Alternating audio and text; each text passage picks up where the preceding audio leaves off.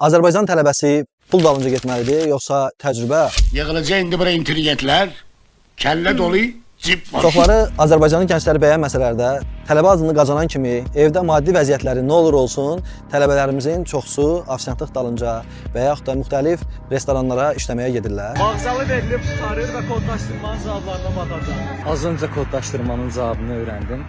Qarabağ Universiteti Dövlət Sifarişli Hüquq. Mənim özüm də tələbəlik illərimdə ofisiant olaraq çox padnus daşımışam. 10 ildən çoxdur müəllimlik və ya biznes mühitində gördüyümsə fərqli yanaşmalardır. Əgər sənin ixtisasın biznes, menecment, marketinqdirsə, sən restoranda və yaxud da bu tərs yerlərdə işləyəndə təcrübə qazanırsan və gələcəkdə daha uğur qazana bilirsən.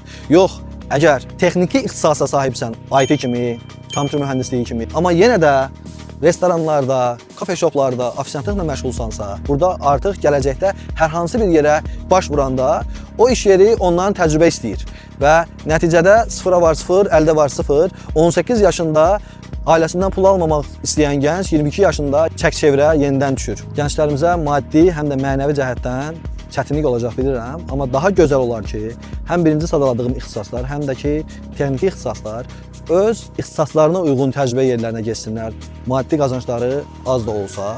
Təbii ki, burada da onlara təcrübə verəcək yerlərə biraz da insaf arzuluram. Çünki universitet vaxtı təcrübə vermək istəmirlər. Universitetdən sonra isə iş. Stajyer, çalış, çalış, çalış, çalış. Para yok. Və sizcə Azərbaycan gənci uğur qazanmaq üçün daha nə etməlidir?